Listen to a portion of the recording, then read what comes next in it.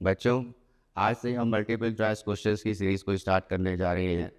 ख़ास तौर से ये सीरीज़ जो है उत्तर प्रदेश पुलिस की भर्ती को लेकर के जो एग्ज़ाम आने वाला है उसको लेकर के, एसआई का एग्ज़ाम है उसको लेकर के, यूपी टेट का एग्ज़ाम जो है जनवरी में लगा हुआ है उसके लिए, और साथ साथ जो है कुछ क्वेश्चन जो ऐसे हैं जो कि इन एग्ज़ाम्स में आ चुके हैं। ये पिछले पेपर्स के जो क्वेश्चन हैं उनको भी हम रिवाइज़ करेंगे। तो स्टार्ट करने से पहले मेरा सभी से कहना है कि चैनल को सब्सक्राइब कर लीजिए और बेल आइकन दबा दीजिए ताकि जो भी नया वीडियो अपलोड हो उसकी जानकारी आपको मिल जाए। तो स्टार्ट करते हैं। पहला है कि कालिदास के मालविदाग्निमित्रम का नायक अग्निमित्र का पुत्र था। ये पुष्यमित्र सूर्य का पुत्र था। कालिदास 9 रत्नों में से एक थे। चंद्रगुप्त द्वितीय के या चंद्रगुप्त विक्रमादित्य की बात करेंगे गुप्त काल में। और मालविकाग्निमित्र में मालविका और अग्निमित्र की कहानी है। उसमें नायक इसका अग्निमित्र है और नायिका मालविका है, जो कि जिसके इनकी प्रेम कहानी के बारे में ये लिखा गया है।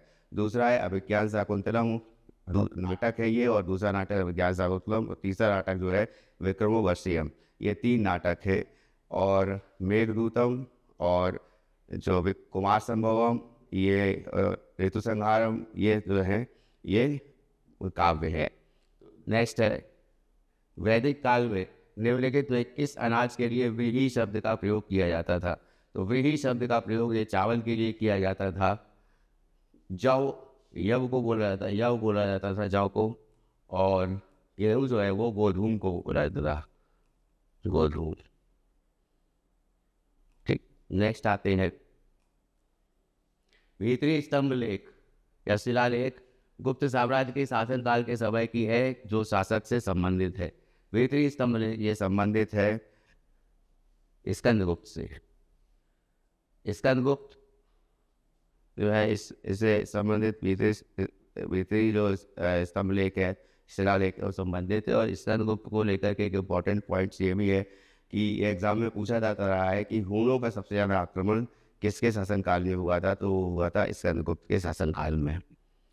तीसरा जो इम्पोर्टेंट पॉइंट है वो सुदर्शन झील को लेकर के है कि सुदर्शन झील का जीर्णोद्धार स्कंदगुप्त के टाइम पे हुआ था। और चक्रपाणित जो अधिकारी था उसने इसका जीर्णोद्धार करवाया था। सुदर्शन झील का जीर्णोद्धार करने का मतलब है रिपेयरिंग। ठीक, कुमारगुप्त ने नालंदा विश्वविद्यालय की स्थापना की थी। ये बहुत इंपॉर्टेंट क्वेश्चन जो है पूछा जाता रहा है। समुद्रगुप्त की प्रयाग प्रशस्ति है, भारत का नेपोलियन कहा जाता रहा है।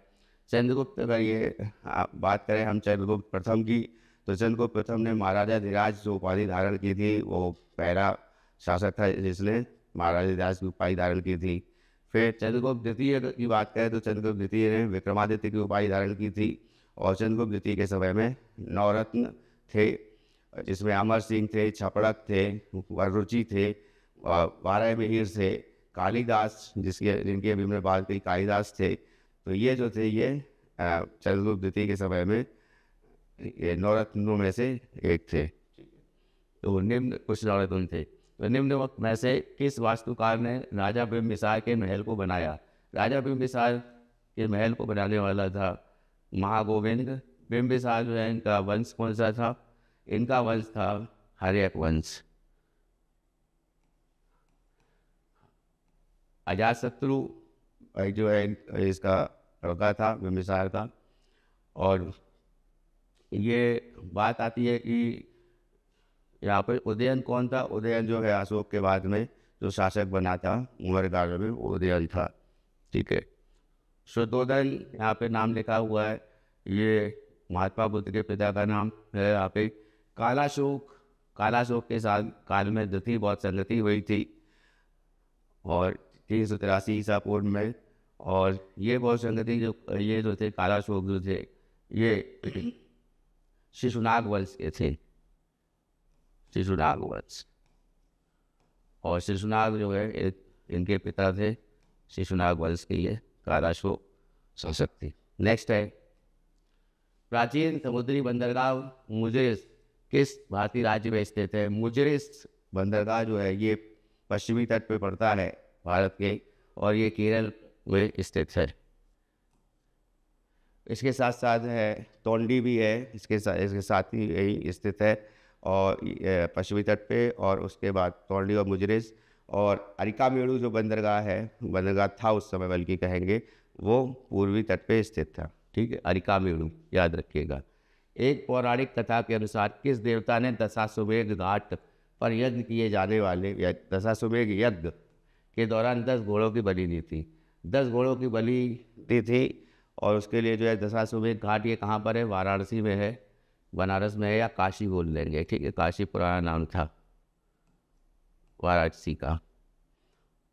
इसको लेकर के जो दशाश्वमेध जो घाट पर जो दशाश्वमेध यज्ञ किया गया था, वो जो है अश्वमेध यज्ञ किया गया था। वो अश्वमेध यज्ञ भगवान ब्रह्मा ने किया था। नेक्स्ट है, भारत में पहले कवि के रूप में किसे श्रद्धेय माना जाता है? ये माना जाता है वाल्मीकि को, जिन्होंने रामायण की रचना की। गच्छा नामक संगठन निम्नलिखित में से किस धर्म से संबंधित है? गच्छा ये जैन धर्म से संबंधित है। श्वेतांबर और दिगंबर ये 2 शाखाएं थीं जैन धर्म की, और या फिर हैं। तो जो सफ़ेद वस्त्र धारण करते हैं उन्हें श्वेतांबर कहा जाता है। तो ये गच्छा जो है श्वेतांबर से संबंधित, या फिर श्वेतांबर जो इनका संघ है, या कह सकते हैं जो शाखा है, उस शाखा में जब लोग जो है ये इनके जो ऋषि मुनि हैं जैन धर्म के, उनको वो जब एक साथ मिलकर के कहीं पर जाते हैं, तो वो जो एक साथ मिलकर जाने को वो गच्छा कहा जाता है। तो जब गच्छा बेसिकली है कि एक साथ चलना, तो उसको जो है गच्छा शब्द जो है उसको वर्णित किया गया है वहाँ पर, गच्छा शब्द को। तो ये जो है श्वेतांबर से संबंधित है। और दूसरा जो है एक साथ कहीं पर जो है, जैसे मान लीजिए एक स्थान से दूसरी जगह दूसरे स्थान पर विचरण कर रहे हैं, तो वो उस समय जो है वो गच्छा नामक वो संगठन जो है गच्छा कहलाता है। ठीक है। मौर्य राजवंश में अंतिम शासक कौन था? मौर्य राजवंश का अंतिम शासक वैद्रथ था। ठीक है, इसका आ जाएगा आंसर सी। अशोक को बहुत इंपॉर्टेंट है, इनको याद रखिए। चंद्रगुप्त मौर्य के बाद में तिथि हुए थे, उसके बाद जो है बिंदुसार उसका पुत्र था, और बिंदुसार के बाद में अशोक जो है शासक हुए थे। अशोक को अशोका द ग्रेट कहा जाता है, महान। और इन्होंने एक ही युद्ध लड़ा था पूरे जीवन में, वह कलिंग का युद्ध। और कलिंग किसका नाम है? उड़ीसा का पुराना नाम है। और कलिंग युद्ध जब लड़ा था तो उसमें जो है बहुत हत्याएं करी थी इन्होंने, और हजारों हत्याओं के बाद में इनको जो है एक तरह से पश्चाताप हुआ, और उसके बाद इन्होंने बौद्ध धर्म को ग्रहण किया। और उपगुप्त या मोगली पुत्तिस जिनकी बात आती है, जो कि तिथि बौद्ध संगति इन्होंने करवाई थी। तिथि बौद्ध संगति मोगली पुत्तिस जो उसके जो है अध्यक्ष थे। और अशोक ने जब ये तिथि बौद्ध संगति कराई थी, ये इंपॉर्टेंट है। और दूसरा है 13 शिलालेख थे इनके, 14 शिलालेख थे इनके। 14 शिलालेख जो है वो, उसमें 13वें शिलालेख में कलिंग युद्ध का वर्णन है। पहले शिलालेख में ये कहा गया है अशोक के कि सभी जो नागरिक हैं, जो जनता है उनके क्षेत्र की, या कह सकते हैं प्रजा है, वो मेरी संतान है। ये भी एग्ज़ाम में पूछा गया है। 13वें शिलालेख के बारे में भी पूछा गया है। और दूसरा जो है, इनके शिलालेख को सबसे पहले किसने पढ़ा था? तो जेम्स प्रिंसेप हैं, उन्होंने सबसे पहले इनके शिलालेख को पढ़ा था। ठीक है। फिर उसके बाद यहाँ बिंदुसार की बात आती है, तो बता ही दिया मैंने कि बिंदुसार जो है अशोक के पिता का नाम था। ठीक है। उसके बाद पुष्यमित्र सूंग जो थे, सूंग काल जो है ये मौर्य उत्तर काल में, जब मौर्य वैद्रथ की हत्या करके पुष्यमित्र सूंग ने शासन ग्रहण किया था। प्राचीन भारत में जमदाग्नि ऋषि का आश्रम जमानिया में था, जो वर्तमान उत्तर प्रदेश में किस जिले में स्थित है? वो है गाजीपुर में। ये भी क्वेश्चन आ चुका है एग्जाम में, यूपी पुलिस में पहले। फिर है पाल राजवंश के सर्वप्रथम राजा कौन थे? पाल राजवंश जो था ये पश्चिम बंगाल में था, और पाल वंश के बाद में सैन वंश भी हुआ है, वो भी पश्चिम बंगाल में हुआ है। गोपाल जो है पाल वंश के संस्थापक था।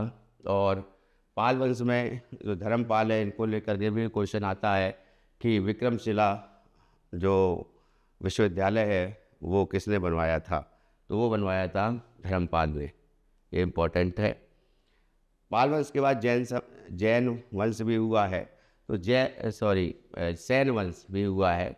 और सैन वंश में जो सबसे इम्पोर्टेंट शासक है जो कोई आपको जानना बहुत ज़रूरी है वो है लक्ष्मण सेन। लक्ष्मण सेन के काल में एक रचना जो लिखी गई जिसका नाम था गीत गोविंद, जो लिखी गीत गोविंद है गोविंद जो लिखी जयदेव ने। ठीक है, अब ये जयदेव जो थे वो लक्ष्मण सेन के काल में थे। लक्ष्मण सेन के जो कवि हुआ करते थे या उनके समय में जो कह सकते हैं कि उनसे संरक्षक जो थे, तो संरक्षण में जो है ये जयदेव जो हैं लक्ष्मण सेन के संरक्षण में उन्होंने गीत गोविंद लिखा था। ठीक है, किसने मगध की राजधानी राजगृह या राजगीर से पाटलिपुत्र स्थानांतरित की थी? राजगीर से पाटलिपुत्र राजधानी ये स्थानांतरित की थी उदयन ने या उदयभद्र ने। उदयन जो है वो नाम आता है कि पाटलिपुत्र के संस्थापक भी माना जाता है उदयन को। ठीक है, उसके बाद में नेक्स्ट आते हैं वह इतावली यात्री जिसने विजयनगर साम्राज्य का अत्यंत प्रशंसात्मक वर्णन किया है, विस्तृत वर्णन किया है, कौन था? तो इसमें मार्को पोलो, बारबोसा, निकोली कांटी या फिर से कोई नहीं ऑप्शन है, तो आंसर है निकोली कांटी। ये इटली का यात्री था, देवराय प्रथम के समय में आया था। ठीक है, उसके बाद ये बात आती है मार्को पोलो। मार्को पोलो ये पांड्य राज्य में आया था और उसके ये बारबोसा का नाम आता है, ये पुर्तगाली था, ये भी पुर्तगाली, ये भी जो है विजयनगर साम्राज्य में आया था उसी टाइम पे। इसका जो है ये बारबोसा जो है ये विदेशी यात्री आया था, ये पुर्तगाली था। नेक्स्ट है हर्षवर्धन की राजधानी कहाँ है? हर्षवर्धन की राजधानी, तो जब वर्धन साम्राज्य जो है या वर्धन वंश की बात करें तो प्रभाकर वर्धन ने वर्धन वंश की जो है स्थापना की थी और उसके बाद में या कह सकते हैं पुष्यभूति वंश की जो है स्थापना की थी और थानेश्वर को राजधानी बनाया था। हर्षवर्धन के समय तक थानेश्वर राजधानी रही, लेकिन बाद में हर्षवर्धन ने थानेश्वर से हटाकर कन्नौज में अपनी राजधानी बना ली थी।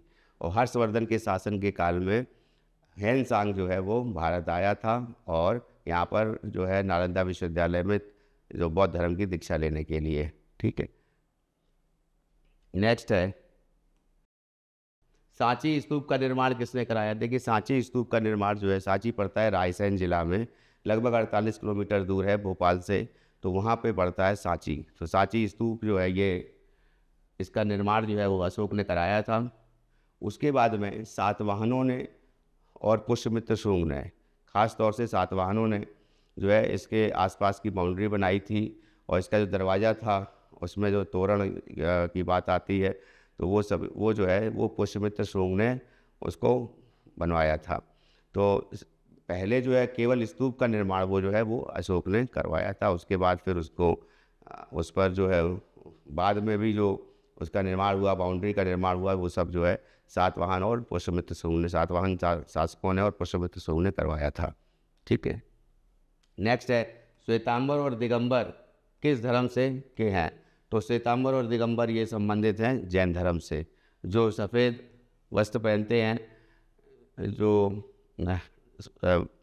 दिगंबर हैं वो सफ़ेद वस्त्र नहीं पहनते, तो जैन धर्म में जो सफ़ेद वस्त्र पहनते हैं उनको श्वेतांबर कहा जाता है और जो पूर्णतया नग्न रहते हैं उनको दिगंबर कहा जाता है। ठीक है, नेक्स्ट आते हैं दूसरे चंद्रगुप्त के कार्यकाल में निम्न में से किसने भारत का दौरा किया? तो चंद्रगुप्त द्वितीय के शासनकाल में फाहियान ने भारत का दौरा किया था। फाहियान ये यात्री जो है ये नालंदा विश्वविद्यालय में ही शिक्षा लेने आया था। ठीक है, और हेनसांग जो है ये हर्षवर्धन के समय में इसने ये भारत आया था। अश्वघोष अश्वघोष का नाम आता है कि चौथी बौद्ध संगति जब हुई थी तो अश्वघोष जो है उस संगति के उपाध्यक्ष बने थे, वसुमित्र उसके अध्यक्ष थे। तो अश्वघोष ने सौंदर्य नंदन लिखी है जो इम्पोर्टेंट बुक है, और अश्वघोष ने बुद्ध चरित्र भी लिखी है। ठीक है, उसके बाद वसुमित्र की बात आई, हुआ ने बता दिया कि चौथी बौद्ध संगति में वसुमित्र जो थे ये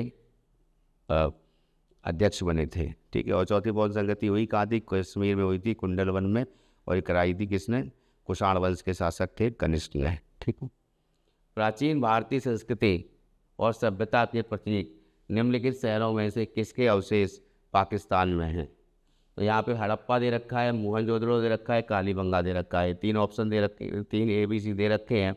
इसमें हड़प्पा और मोहनजोदड़ो ये पाकिस्तान में हैं, और उसके बाद सुतका गैंडोर भी है, वो भी पाकिस्तान में है। सुतका गैंडोर जो है पश्चिमी बलूचिस्तान में है। हड़प्पा जो है ये रावी नदी के तट पर बसा है, और मोहनजोदड़ो ये सिंधु नदी के तट पर बसा है, ये भी पूछा जाता है। एक क्वेश्चन और भी पूछा जाता है कि कांसे की नर्तकी की मूर्ति कहाँ से मिली है? तो वो मिली है मोहनजोदड़ो से। उसका नेक्स्ट जो इम्पोर्टेंट क्वेश्चन आता है वो क्वेश्चन आता है कि जो मोहनजोदड़ो से ही रिलेटेड है कि सबसे बड़ा जो कह सकते हैं स्थल जो है कौन सा था? तो सबसे बड़ा स्थल जैसे जगह जो बनाई गई थी तो उसमें जहाँ पे स्नानागार, अन्नागार ये सब मिले हैं, तो अन्नागार जो है सबसे बड़ा रूम हुआ करता था उस समय में। और ये एक तरह से जो सभ्यता थी, ये आप लोग को अच्छी तरह पता है कि हड़प्पा सभ्यता जो है 3500 ईसा पूर्व से लेकर के 1500 ईसा पूर्व तक थी, और ये NCERT में दिया है, बल्कि 2500 ईसा पूर्व से 1500 ईसा पूर्व भी मानी जाती है। ठीक है, और उसके अलावा कालीबंगा जो है ये राजस्थान में है।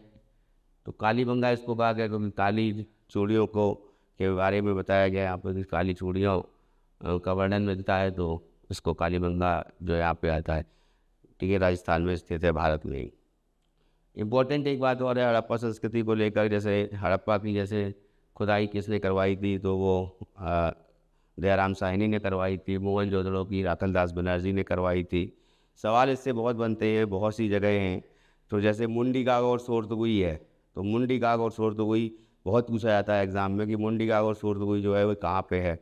तो ये है अफगानिस्तान में। सोचिए, अफगानिस्तान तक फैली थी हड़प्पा संस्कृति, तो अफगानिस्तान में मुंडी गाग और सोरतुगुई है। ठीक है, उसके बाद में अगर अब रिसेंटली का देखें तो ये हिंदू पेपर में एक बड़ा सा आर्टिकल छपा था, तो उसमें जो है ये राखीगढ़ी का उल्लेख करा था कि Rakhigarhi is the largest site of India. Harappa काल की जो है सबसे बड़ा जो नगर है वो राखीगढ़ी था। ठीक है, वो हरियाणा में हिसार ज़िले में। ठीक है, वहाँ से चल कर के जो है वो राखीगढ़ी के से ही जो है वो राखीगढ़ी को बढ़ता गया वो साउथ तक पहुँच गया था। तो अभी जो है लेटेस्ट स्टडी में आया है कि हड़प्पा का सभ्यता जो है वो साउथ तक फैली हुई थी। ठीक है, खैर अब आंसर इसमें हो जाएगा ए और बी दोनों, बी वाला। नेक्स्ट है, बुद्ध के जीवन की घटनाओं से उन्हें संबंध स्थलों के रूप कीजिए। अब जन्म स्थान कहाँ पे हुआ था? लुम्बिनी में हुआ था। ज्ञान की प्राप्ति हुई थी बौद्ध गया में। पहला उपदेश सारनाथ में दिया था। निर्वाण की प्राप्ति कुशीनगर में हुई थी। तो ये तो सीधा ही सीधा है, ABCD, तो ये वाला आ जाएगा आंसर। फिर है सत्यमेव जयते शब्द कहाँ से लिया गया है? बहुत पुराना क्वेश्चन है, आता रहा है एग्जाम में, आप लोग भी जानते हैं, मुंडकोपनिषद से लिया गया है। और कठोपनिषद में यम और नचिकेता का जो है संवाद मिलता है। और छांदोग्य उपनिषद ये सामवेद से संबंधित है। एक चीज़ और जान लीजिए कि उपनिषदों में जो है, उपनिषद का मतलब क्या है? उपनिषद का मतलब है समीप बैठना, पास में बैठना। ठीक है, ये भी पूछा जाता है। और उसके साथ ये भी पूछा जाता है कभी कभी कि सबसे बड़ा उपनिषद कौन सा है? तो वो है वैदर्ण्यक उपनिषद। ठीक है, नेक्स्ट है, निम्न में से उपनिषद किसकी व्याख्या करता है? अभी आर्यों के दर्शन और सिद्धांतों की व्याख्या करता है। उनका दर्शन कैसा था, उनके सिद्धांत क्या थे? ठीक है, नेक्स्ट है, उपरोक्त में से कोई नहीं लिखा हुआ है, वो तो नहीं होगा। कौन सी सामाजिक प्रथा केवल ऋग्वैदिक काल में प्रतीक थी? तो ऋग्वैदिक काल में ना तो पर्दा प्रथा थी, पर्दा प्रथा नहीं थी। ठीक है, दूसरा जो था ये मात्र सत्तात्मक जो थी ऋग्वैदिक काल। ठीक है, और उसमें जो है ये बाल विवाह ये भी नहीं था। विधवा विवाह था, दहेज प्रथा भी नहीं थी। ठीक है, तो इसका आंसर हो जाएगा सी। सिंधु सभ्यता का निर्यात किया जाता था। क्या निर्यात किया जाता था? तो यहाँ पे सबसे ज़्यादा जो निर्यात किया जाता था, तो सबसे ज़्यादा सूती वस्त्र निर्यात किया जाता था सिंधु सभ्यता में। ठीक, नेक्स्ट है, एक मिनट रुकिएगा, एक लाइन। हाँ, सर्वप्रथम किसने चांदी के सिक्के चलाए? चांदी के सिक्के चलाने वाला प्रथम शासक था चंद्रगुप्त द्वितीय। तो इसमें चंद्रगुप्त द्वितीय या विक्रमादित्य इसका आंसर हो जाएगा। चांदी के सिक्के सबसे पहले चलाए थे इससे। ठीक है, और बाकी समुद्रगुप्त जो है प्रयाग प्रशस्ति जो है, समुद्रगुप्त के समय में जो प्रयाग प्रशस्ति अभिलेख है, तो वो इस समुद्रगुप्त के बारे में जानकारी देता है। ठीक है, और दूसरा जो इम्पोर्टेंट है, तो भारत का नेपोलियन भी कहा जाता है समुद्रगुप्त को। उसका स्कंदगुप्त जो है, ये हुनों का आक्रमण सबसे ज़्यादा हुआ था इनके समय में। कुमारगुप्त के समय में जो है नालंदा विश्वविद्यालय की स्थापना हुई थी। विल्सन अभिलेख, करमदंडा अभिलेख, ये सभी जो हैं कुमारगुप्त से संबंधित हैं। और स्कंदगुप्त से संबंधित जो है भीतरी स्तंभ लेख, ये स्कंदगुप्त से संबंधित है। ठीक है, और यहाँ पे सुदर्शन झील की बात करें तो उसका भी निर्माण जो है वो उसकी बात आती है कि निर्माण के बाद वो चंद्रगुप्त प्रथम ने जो है वो उसका निर्माण कराया था। ठीक है, तो माफ़ कीजिएगा, चंद्रगुप्त प्रथम ने नहीं, वो चंद्रगुप्त मौर्य ने निर्माण कराया था। ठीक है, तो वो यहाँ पे नहीं आएगा। हालांकि स्कंदगुप्त के टाइम में जो है सुदर्शन झील का जीर्णोद्धार हुआ था, उसका जो है मेंटेनेंस वर्क हुआ था। ठीक है, और गुप्त काल में बौद्ध धर्म की चित्रकारी का सबसे अच्छा नमूना कहाँ मिलता है? तो बुद्ध धर्म की चित्रकारी भी है, हिंदू धर्म की चित्रकारी भी है वहाँ पर, और कुछ जैन धर्म की चित्रकारी भी मिलती है। वो जगह है अजंता। तो अजंता चित्रकारी ये महाराष्ट्र में जगह है, सह्याद्री पर्वतमाला के पास में अजंता चित्रकारी। ठीक, नेक्स्ट है, पूर्व वैदिक काल में समाज के विभाजन का आधार क्या था? तो धर्म तो था नहीं, धन भी नहीं था, जन्म भी नहीं था, बल्कि था पेशा। क्या काम करता था कोई व्यक्ति, उसके आधार पर पूर्व वैदिक काल में समाज में विभाजन होता था। सिंधु घाटी सभ्यता में समाज की प्रकृति क्या थी? ये पहली नगरीय सभ्यता थी। ठीक, एक वैदिक कालीन सभ्यता थी या फिर वैदिक कालीन सभ्यता थी, वो ग्रामीण सभ्यता थी। अशोक महान के बारे में सत्य नहीं है। तो बौद्ध धर्म के अनुयायी अशोक जो थे, अशोक बौद्ध धर्म के अनुयायी थे, ये भी सत्य है। बौद्ध धर्म का प्रचार विदेशों में किया, तो इन्होंने संघमित्रा और अपने जो पुत्री थी और पुत्र जो था महेंद्र, उनको जो है विदेशों में प्रचार के लिए भेजा था। श्रीलंका में भेजा था। मध्यम को जो है वो हिमालय देश में भेजा था। फिर सोने की मूर्ति गलाकर मुद्रा बनाई जाती थी। तो इसके टाइम में ऐसा होता था कि सोने की मूर्ति गला करके मुद्रा बनाना जो बनाई जाती थी, ये व्यवसाय जो था इनके समय पे था। इनके अभिलेखों की भाषा हिंदी थी। ये गलत है, हिंदी भाषा नहीं थी, ब्राह्मी लिपि थी। तो जो है ब्राह्मी, खरोष्ठी, अरामाइक, ये इनकी लिपि थी। हिंदी की लिपि तो देवनागरी है। तो यहाँ ये तो हिंदी का आविष्कार बाद में हुआ। तो जो है ये इसके अभिलेखों, ये वाला आंसर जो है ये हो जाएगा कि अभिलेखों की भाषा हिंदी नहीं थी। ठीक है, ऋग्वैदिक काल में स्त्रियों की स्थिति कैसी थी? तो स्त्रियों की स्थिति जो है उच्च थी। तो विधवा विवाह होता था एक तरह से, और सती प्रथा नहीं थी, है ना। और उसके बाद में सती प्रथा भी नहीं थी, और साथ साथ में बाल विवाह भी नहीं था, और ना ही पर्दा प्रथा थी। तो स्त्रियों की स्थिति जो अच्छी थी, एक तरह से मातृ सत्तात्मक कह सकते हैं हम लोग। ठीक है, नेक्स्ट है, प्राचीन राजवंश विंध्याचल पर प्रभुत्व के कारण विंध्य शक्ति के नाम से जाना जाता है। अब विंध्य शक्ति जो था, ये प्रथम शासक था वाकाटक वंश का। ठीक है, तो ये आंसर हो जाएगा इसका डी, वाकाटक वंश। ठीक, उसके बाद कौन सा राजा चोल राजवंश से संबंधित नहीं है? अब विजयालय ये चोल से संबंधित है। ठीक है, और परांतक प्रथम भी है, आदित्य प्रथम भी है। तो विजयालय ने बेसिकली जो है चोल वंश की स्थापना भी की थी। तो अनंत वर्मन जो है ये आंसर जो है ये हो जाएगा कि ये चोल वंश के नहीं थे। नेक्स्ट है, बुंदेलखंड में निम्नलिखित में से किस राजपूत वंश ने शासन किया था? तो ये चंदेल वंश था। तो चंदेल वंश में जो है बात आती है कि इसके संस्थापक कौन थे, नन्हुक थे। और चंदेल वंश में ही एक राजा हुए हैं परमार्थ देव। परमार्थ देव जो है, परमार्थ देव, ठीक है, इनके टाइम पर आला उदल इनके सैनिक हुआ करते थे। और आला उदल जो इनके सैनिक, और जब जो कुतुबुद्दीन ऐबक जो है उससे लड़ाई हुई थी, तो आला उदल ने जो है पराक्रम का जो है बहुत बड़ा उदाहरण दिया था। और उसके बाद वो लड़ते लड़ते वीरगति को प्राप्त हो गए थे। तो उन्हीं आला उदल की कहानियाँ जो हैं, या फिर उनको जो है एक तरह से गीत रूप में प्रस्तुत करके, इसको लोकगीत के रूप में प्रस्तुत करके जो है गाया जाता है वहाँ पर बुंदेलखंड में, ठीक है। तो चंदेल वंश के संस्थापक जरूर याद रख लीजिए कि वो आला उदल थे। फिर चंदेल वंश के टाइम पे जो है खजुराहो का मंदिर भी, जैसे ये मध्य प्रदेश में है, तो वो भी इन्हीं ने बनवाया था, ठीक है। और फिर चौहान गढ़वाल में थे। फिर जैन धर्म के संस्थापक कौन थे? जैन धर्म के संस्थापक ऋषभ देव थे, पहले जो जैन तीर्थंकर थे, तो इसके संस्थापक बोला गया है ऋषभ देव को, ठीक है। महावीर स्वामी ये 24वें तीर्थंकर थे, ठीक है। महात्मा बुद्ध नहीं थे, पारसनाथ ये 23वें तीर्थंकर थे, ठीक है।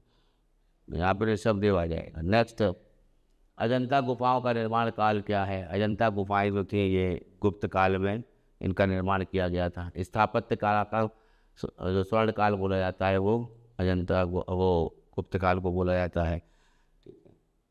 उसके बाद यहाँ पे मौर्य काल, गुप्त उत्तर काल, मौर्य उत्तर काल नहीं है। भारत में शंकराचार्य पीठ का नहीं है। शंकराचार्य ने जो है अद्वैतवाद के प्रवर्तक थे, कि जो आप अद्वैतवाद के प्रवर्तक होने के साथ साथ इन्होंने अलग अलग जगह पर पीठ बसाई थी। तो द्वारिका में बसाई थी, पुरी में बसाई थी, मथुरा में नहीं बसाई थी, ठीक है, ये नहीं था। द्वारिका, पुरी और बद्रीनाथ, और एक नाम आता है वो है श्रृंगेरी। श्रृंगेरी पीठ कहाँ है? ये है कर्नाटक में, ठीक है। ये श्रृंगेरी पीठ जो है ये बसाई थी। नेक्स्ट है, गायत्री मंत्र का वर्णन मिलता है। गायत्री मंत्र का वर्णन ऋग्वेद के तृतीय मंडल में मिलता है, जिसके लेखक कौन थे? विश्वामित्र थे। तो आंसर आएगा ऋग्वेद में, ठीक है। और यजुर्वेद जो है इसमें यज्ञ के बारे में बताया गया है। अथर्ववेद में जादू टोना के बारे में बताया गया है। और सामवेद में म्यूज़िक या संगीत के बारे में बताया गया है, ठीक है। वेदत्रयी बोला जाता है, तो वेदत्रयी 3 वेद को बोला जाता है, सामवेद, ऋग्वेद और ऋग्वेद, फिर यजुर्वेद, फिर सामवेद। ये जो है 3 जो वेदत्रयी बोला जाता है। अथर्ववेद की रचना बाद में हुई, तो इसको वेदत्रयी नहीं बोला जाता है। बाकी जब हम अभी रिसेंटली जो पर्टिकुलर कह सकते हैं कि चैप्टर वाइज भी इम्पोर्टेंट जो क्वेश्चन है वो भी आएंगे, तो उनको और भी एक्सप्लेन करेंगे हम नेक्स्ट वीडियोज़ में, है ना। तो कौटिल्य की अर्थशास्त्र में मौर्य प्रणाली के किस क्षेत्र का वर्णन मिलता है? तो ये कौटिल्य के अर्थशास्त्र में अर्थशास्त्र का विवरण मिलता नहीं है, विदेश नीति का विवरण मिलता नहीं है, प्रशासन का विवरण मिलता है। तो एक तरह से एडमिनिस्ट्रेशन क्या था उसके बारे में कौटिल्य का अर्थशास्त्र मिलता है। और साथ साथ में इसके टाइम पे मेगास्थनीज जो है, जिसने इंडिका लिखी है, वो भी मौर्य काल के प्रशासन के बारे में बताता है, ठीक है। और वाणिज्य के बारे में भी नहीं बताता, ठीक है। नेक्स्ट आते हैं, निम्नलिखित में से भारतीय नेपोलियन किसे कहा जाता है? ये कहा जाता है समुद्रगुप्त को, ठीक है। तो आंसर तब भी हो जाए। फिर अशोक ने अपने राज्याभिषेक के कितने वर्ष बाद बोध गया की यात्रा की थी? तो बोध गया की यात्रा की थी अपने राज्याभिषेक के 10वें वर्ष बाद। तो राज्याभिषेक के बाद में 10वां वर्ष जब हुआ था, तो 10वें वर्ष इन्होंने बोध गया की यात्रा की थी, जहाँ पर बुद्ध जी को ज्ञान प्राप्त हुआ था। फिर है, निम्नलिखित में से भारतीय नेपोलियन रिवाइज हो गया है, रिपीट हो गया है, समुद्रगुप्त आंसर है इसका। और कौन सा हड़प्पा कालीन स्थल पाकिस्तान में अवस्थित है? तो पाकिस्तान में मुंडीगांव और सोरदगुई ये अफगानिस्तान में है, रोपड़ पंजाब में है, सुरकोटदा ये लोथल के पास ही है, ये गुजरात में पड़ता है, ठीक है। और सुतका गैंडोर ये पश्चिमी बलूचिस्तान में है। सुतका गैंडोर और सुतका को ये 2 स्थान जो है वो पाकिस्तान में हैं, ये हड़प्पा काल के। ठीक है, तो ये जो थे मेजर कुछ क्वेश्चन थे। इसी तरह से जो है नेक्स्ट जो वीडियोस होगा उसमें भी जो मल्टीपल चॉइस क्वेश्चन है जो इन एग्ज़ाम्स में आ चुके हैं ख़ास तौर से वो, और साथ साथ में जो नए क्वेश्चन इम्पोर्टेंट हैं वो भी हम इसको रिवाइज़ करवाएंगे। ठीक है, धन्यवाद।